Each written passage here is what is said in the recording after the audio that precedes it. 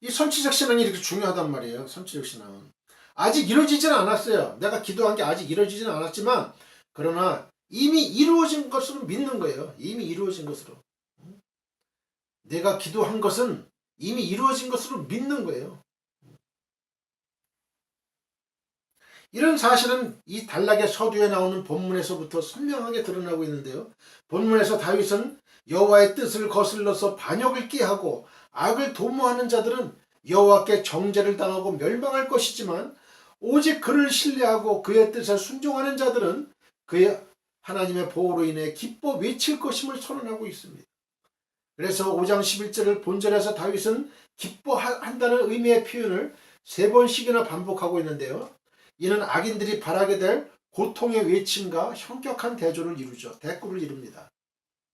한편 5장 11절에서 기뻐하다라는 의미를 나타내고 있는 3단어가 있어요. 웨이스, 메후, 예란네누, 그리고 웨야 을레추는 의미상 점층법적인 이제 구조를 이루고 있어요. 점점 강조가 되고 있는 거예요. 그래서 첫 번째 단어가 단순히 기뻐한다는 걸 의미하는 걸 나타내는 반면에 두 번째 단어는 기뻐서 큰 소리를 지른다는 의미를 나타내요. 세 번째 단어는 기뻐 뛰며 의기양양해 하는 모습을 나타내는 거예요. 이 세 단어의 순차적인 배치를 통해서 우리는 여호와를 의지하는 의인의 기쁨이 점점 커져감을 알 수가 있습니다. 그리고 피하는 자는에 해당하는 이 호세 원형이 있거든요. 이 핫사인데 핫사는 보호를 얻기 위해 피난처로 달려가는 모습, 또한 피난처에 대하여 깊이 신뢰하는 걸 나타내는 단어예요. 깊이 신뢰한다.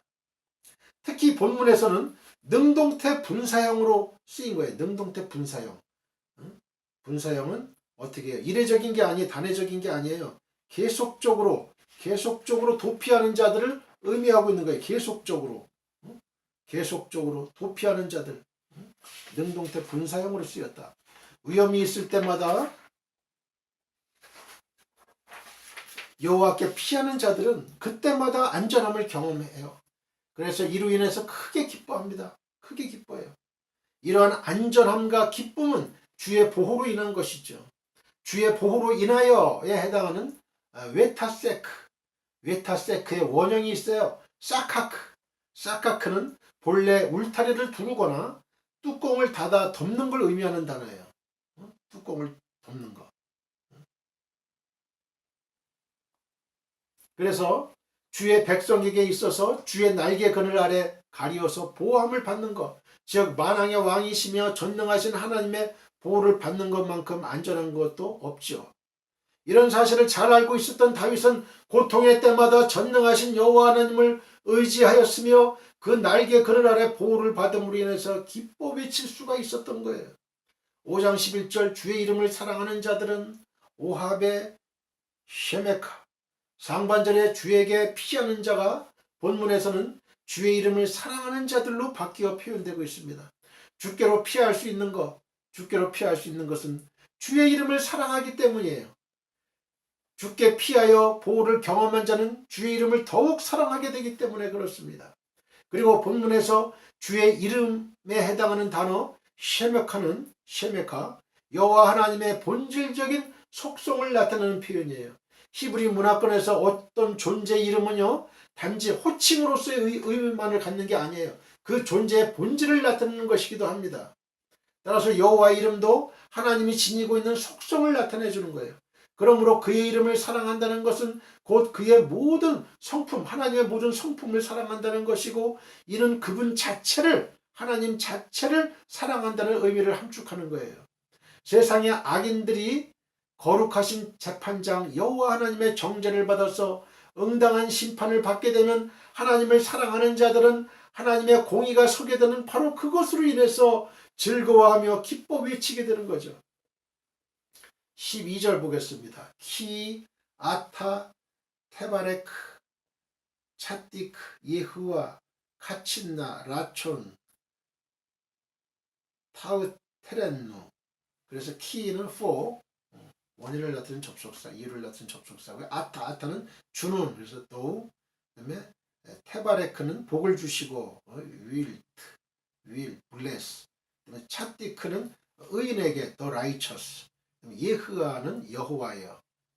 Lord. 그다음에 카친나는 방패로 함같이. as with a shield. 라초는 은혜로 with favor. 그다음에 타으테렌노는 저희를 호위하시리이다. will do compass him. 그래서 여호와여 주는 의인에게 복을 주시고 방패로 함같이 은혜로 저를 호위하시리이다. For surely, O Lord, you bless the righteous. You surround them with your favor as with a shield. 그래서 5장 12절 방패로 함같이 은혜로 저를 호위하시리이다.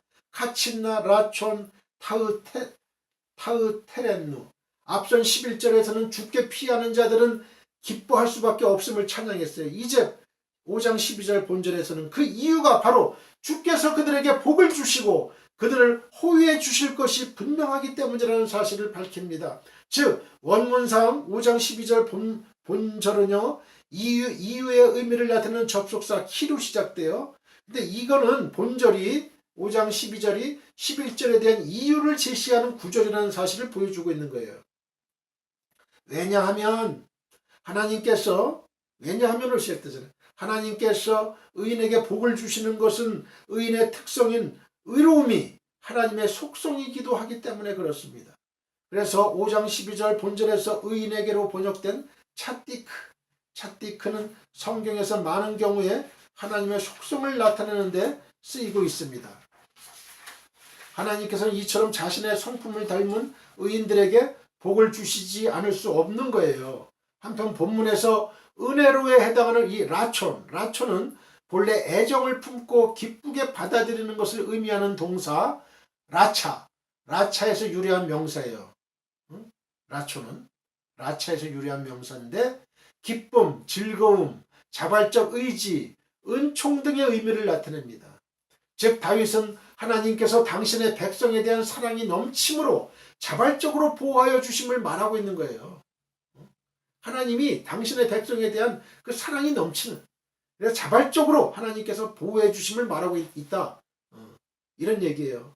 여기서 방패로 함같이로 번역된 카친나의 원형이 있어요. 이게 친나는 가시나무를 나타내는 그 찬에서 유래해서 원래는 가시 울타리를 가리키는 단어였어요. 가시 울타리. 그러나 여기서는 가시 울타리가 맹수의 공격으로부터 가축을 보호하듯이 대적의 맹렬한 공격으로부터 자신을 보호하는 전신 방패라는 의미로 사용됐어요. 전신 방패. 여호와는 나의 방패시여 할 때 이 방패, 자신의 모든 것을 보호하는, 아무리 상대 쪽에서 불화살을 막 시위를 당겨도 안전한 방패, 전신이 보호되는 방패라 이거예요.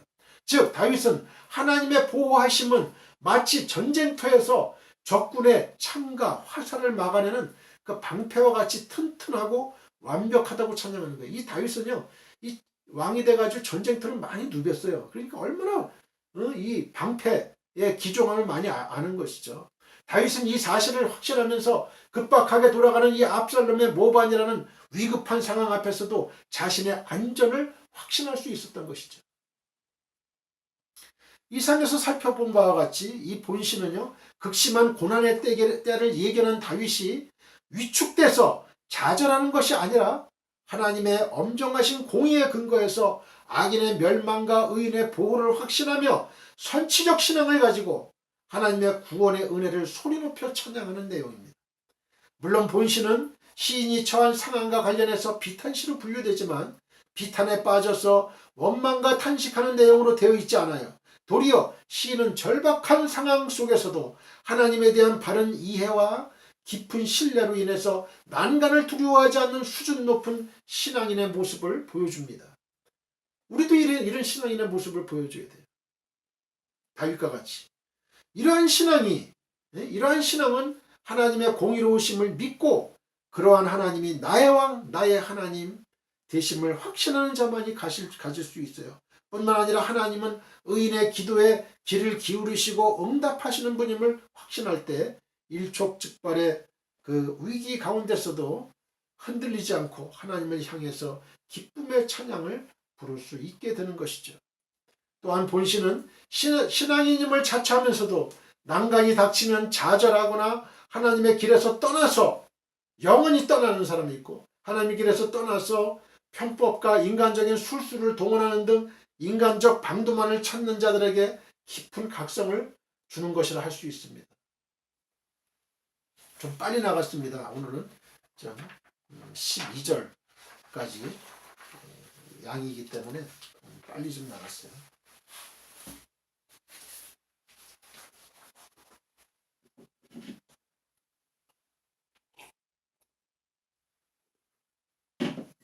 자, 오늘은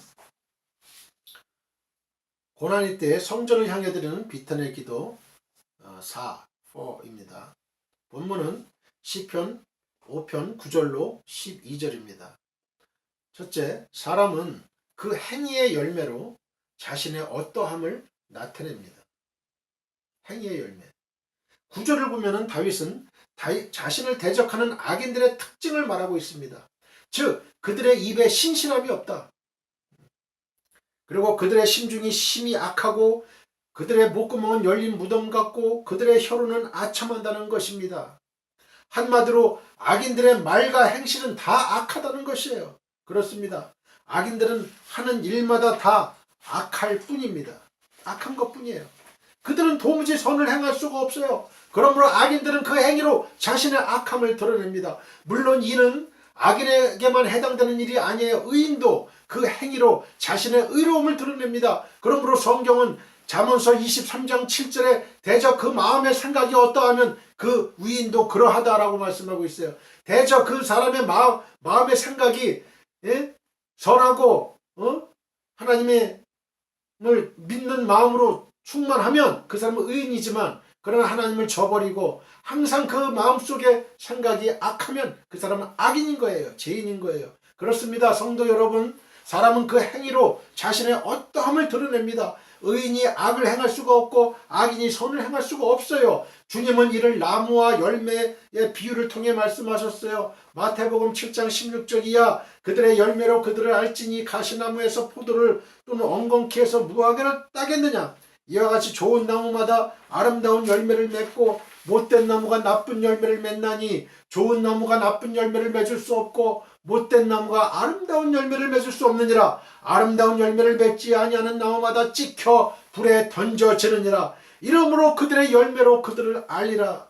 열매가 그 나무의 어떠함을 증거해 주잖아요. 좋은 나무는 아름다운 열매를 맺어요. 반면에 악한 나무는 오직 악한 열매만을 맺습니다. 마찬가지로 선한 사람은요, 행하는 일이 모두 선하고 아름다워요. 그러나 악한 사람은 행하는 일이 모두 악하여 다른 사람을 해치는 것뿐밖에 없어요. 물론 악한 자들도 일시적으로는 자기를 선한 자로 가장할 수 있습니다. 일시적으로 가장하는 거예요. 허위로. 때로는 그 행위를 선하게 보이게 할 수 있어요. 압살롬을 한번 보시죠. 그는 백성들에게 신임을 받았어요. 만일 백성들의 신임을 받지 못했다면 감히 반역을 도모하진 못했을 거예요. 그는 자기의 목적 달성을 위해서라면 온갖 불의한 방법을 다 동원하는 악한 자였지만요. 사무엘하 14장 30절로 32절 때로는 민심을 잡기 위하여 선을 가장하기도 했습니다. 사무엘하 15장 2절로 6절 하지만 그의 마각은 곧 드러나고 말았어요. 그는 반역하여 다윗 왕궁을 차지하게 되자 백주의 만인이 보는 앞에서 다윗의 후궁들을 범함으로써 자신의 악함을 드러내고 말았습니다. 성경은 악인들의 이러한 위선적인 행위와 관련해 가지고 고린도후서 11장 14절에 사탄도 자기를 광명의 천사로 가장한다고 했습니다. 그렇습니다. 악한 자들도 자기의 목적을 이루기 위해서는 자기를 선한 자로 가장하기도 합니다. 그러나 그들의 악함은 곧 드러나고 맙니다. 그 근본이 악하기 때문에 열매도 악할 수밖에 없어요. 사랑하는 성도 여러분, 누가 의인인지 누가 악인인지 구분하는 것은 의외로 단순한 문제입니다. 그 사람의 행위의 열매를 보면 알아요. 그 사람의 행위의 열매가 선하면 그는 의인입니다. 그러나 그 행위의 열매가 악하면 그는 악인입니다. 여러분은 이 기준으로 의인과 악인을 구분해서 악인들에게 속지 마시길 바랍니다. 그리고 여러분 스스로도 이 기준에 의하여 자신이 악인의 그룹이 아닌 의인의 그룹에 속하도록 악을 버리고 선을 좇으시길 바랍니다. 마태복음 7장 16절 이하 그들의 열매로 그들을 알지니 가시나무에서 포도를 또는 엉겅퀴에서 무화과를 따겠느냐. 이와 같이 좋은 나무마다 아름다운 열매를 맺고 못된 나무가 나쁜 열매를 맺나니. 갈라디아서 6장 7절로 8절. 스스로 속이지 말라. 하나님은 업신여김을 받지 아니하시나니 사람이 무엇으로 심든지 그대로 거두리라. 자기의 육체를 위하여 심는 자는 육체로부터 썩어질 것을 거두고 성령을 위하여 심는 자는 성령으로부터 영생을 거두리라. 두 번째, 하나님을 피난처로 삼는 사람은 위기 가운데서도 기뻐할 수 있습니다. 위기 가운데서 기뻐할 수 있어요. 하나님을 피난처로 삼는 여러분들 되시길 바랍니다. 11절 12절은 다윗이 하나님의 보호를 확신해서 부르는 기쁨의 노래입니다. 먼저 그는 11절에서 주에게 피하는 자는 다 기뻐하며 주의 보호로 인하여 영영이 기뻐 외친다고 했어요. 영영이 기뻐 외친다. 주께 피하는 자 다 기뻐한다.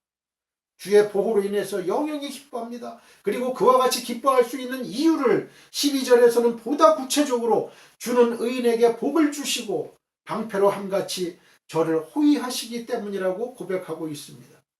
사랑하는 성도 여러분, 다윗은 지금 목숨이 경각에 달린 절체절명의 위기 상황 가운데 있습니다.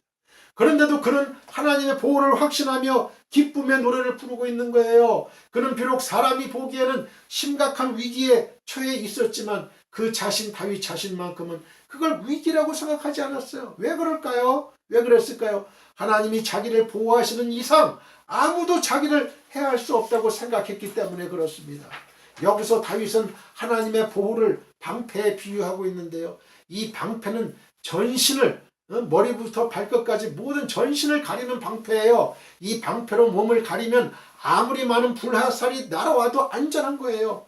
다윗은 자신에 대한 하나님의 보호가 그러한 방패와 같다고 고백하고 있습니다. 이는 그의 경험에서 우러나온 것이었어요. 주지하다시피 다윗은요, 일평생 동안 수많은 위기를 만났습니다. 왕으로 부름을 받기 전에는 양을 치는 목자로서 사나운 맹수들과 맞서기를 수없이 했죠. 또 왕으로 기름 부음을 받은 후에는 줄곧 사울 왕에게 쫓기는 삶을 살았습니다. 단창으로 막 던져요. 피하고 호위 군사가 됐을 때, 호위 무사가 됐을 때 사울에 죽을 고비를 한두 번 넘긴 게 아니에요. 또 왕이 되어서는 줄곧 전쟁터를 누볐습니다. 언제 적의 화살이나 칼 또는 창이 그에게 날아올지 모르는 그런 위기 상황에서 목숨을 위태로운 상황에서 살았어요. 하지만 그는 언제나 안전했던 거예요. 아무도 그를 해하지 못했습니다. 사나운 짐승도 사울 왕도 대적들도 다윗의 목숨을 해하지 못했어요. 다윗의 머리털 하나도 상하게 하지 못했습니다. 그는 바로 이러한 경험을 통해서 하나님이 자기의 보호가 되신다는 것을 알았어요.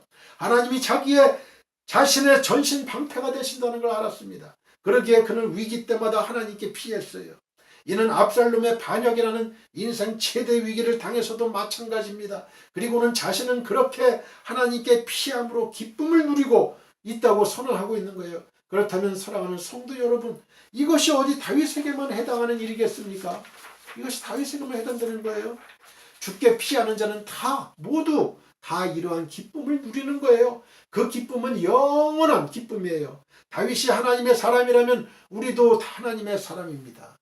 다윗이 하나님의 기름 부음 받은 자라면 오늘 우리 성도들도 성령으로 기름 부음 받은 자들이에요. 다윗이 왕이었던 것처럼 우리 성도들도 다 왕 같은 제사장들이에요. 베드로전서 2장 9절. 그러므로 하나님은 우리가 당신께 피하기만 하면 다윗을 보호하듯이 우리를 보호해 주십니다. 다윗에게 방패가 되어주신 것처럼 우리에게도 방패가 되어주세요. 그리하여 어떤 위기 상황에서도 기쁨을 누리게 하십니다. 우리를 노리는 원수들을 비웃게 해주십니다. 그러므로 우리들은 하나님을 피난처로 삼아 하나님께 피해야 됩니다. 어떤 위기가 여러분을 위협한다고 해도 염려하지 말고 하나님을 바라보시기 바랍니다. 이사야 50장 9절 보라 주 여호와께서 나를 도우시리니 나를 정죄할 자 누구냐? 보라 그들은 다 옷과 같이 헤어지며 좀이 그들을 먹으리라. 히브리서 13장 6절 그러므로 우리가 담대히 말하되 주는 나를 돕는 이시니 내가 무서워하지 아니하겠노라. 사람이 내게 어찌하리요 하노라. 이런 당당함을 가지시길 바랍니다. 사랑하는 성도 여러분, 우리는 세상에서 때로 악인들에 의해 위기를 맞을 수 있어요. 하지만 그러한 위기는 위기 그 이상이 아무것도 아니에요. 그것은 우리를 위협은 해도 해하지는 못합니다. 하나님이 우리를 보호하시기 때문에 그렇습니다. 그러므로 여러분은 위기를 만날 때 그 위기만을 보고 두려워하지 마시기 바랍니다. 다윗처럼 위기 앞에서도 하나님의 보호를 확신하며 찬송할 수 있기를 바랍니다. 하나님을 믿는다고 하면서 위기로 인하여 두려워하는 것은 하나님을 진정으로 믿는 게 아니에요. 하나님을 믿는 자에게는 위기 가운데서도 기쁨이 있습니다. 여러분은 하나님의 보호를 확신함으로 위기 가운데서도 기뻐할 수 있기를 축원합니다. 기도드리겠습니다. 하나님 아버지 은혜를 감사합니다. 우리 또 다윗과 같은 담대한 어떤 위기 상황에서도 담대함을 주시옵소서. 기쁨을 주시옵소서. 아버지 하나님, 사람은 그 행위의 열매로 자신의 어떠함을 나타냅니다. 우리도 선한 행위의 열매를 맺어서 의인의 그룹에 속하게 하시고 하나님을 피난처로 삼는 사람은 어떠한 위기 상황 가운데서 기뻐할 수 있습니다. 다윗처럼 기뻐할 수 있습니다. 우리 또 다윗처럼 위기 앞에서도 하나님의 보호를 확신하며 찬송하게 하시고 기뻐할 수 있게 하옵소서. 예수님의 거룩하신 이름으로 기도했습니다.